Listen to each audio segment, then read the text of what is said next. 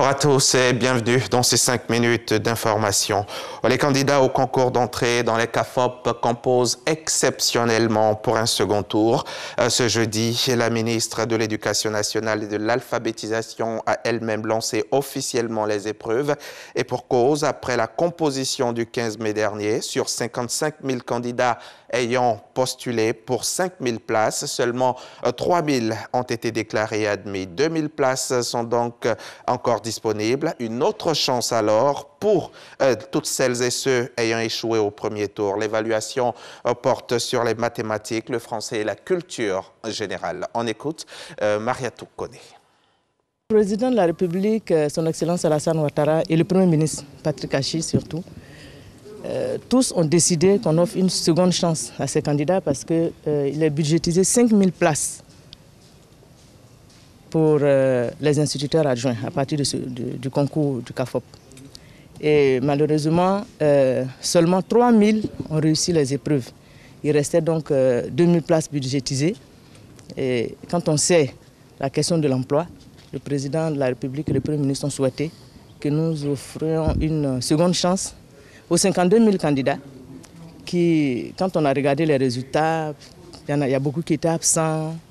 Il y a certains qui ont composé, mais vraiment juste écrit leur nom sur la copie. Alors, en leur accordant une seconde chance, à partir de la leçon de la première session, on espère qu'ils ont vraiment étudié, qu'ils vont donc donner le meilleur d'eux-mêmes afin qu'on les évalue eux-mêmes.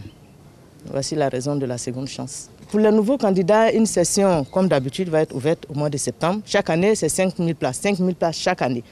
Donc, on a voulu donner la seconde chance aux 52 000 pour qui ça n'a pas marché, afin que, pour qui ça n'a pas marché pour X, Y, Z raison, et c'est eux qui savent, afin qu'ils puissent se concentrer pour donner le meilleur d'eux-mêmes et participer à cette épreuve-là.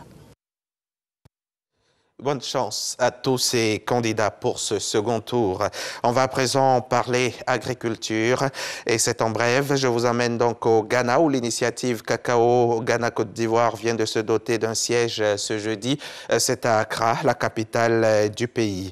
Noël Niagno, notre envoyé spécial à Accra, nous fera voir son reportage à 13 h. À suivre donc. Hugues Fabrice Zango est entré dans l'histoire du sport du Burkina Faso. Ce 5 août aux Jeux de Tokyo, le Burkinabé a offert la toute première médaille olympique de son pays en glanant le bronze en triple saut derrière le Portugais Pedro Picardo et le Chinois Yaming Zhou. Du bronze qui vaut de l'or pour le pays des hommes intègres qui fête aujourd'hui même son 61e anniversaire d'indépendance. L'instruction judiciaire à Madagascar continue dans l'affaire de ce coup d'État démantelé à une journée de son exécution. Après l'audience devant le parquet, 4 prévenus, dont Paul Rafano Arana et Philippe François, 2 Français arrêtés le 20 juillet, ont été transférés mercredi après-midi à la prison de Tsiafayi.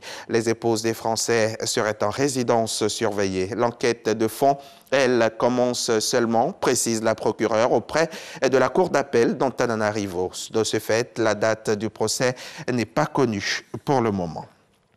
En France, fin du suspense ce jeudi. Le Conseil constitutionnel rendra sa décision en concernant le nouveau projet de loi sanitaire voté le 1er août. Un texte critiqué parce qu'il restreint les libertés. Le projet de loi prévoit l'extension du pass sanitaire aux activités du quotidien, la vaccination obligatoire de plusieurs professions et l'isolement obligatoire des malades. À tout à l'heure, 13 h.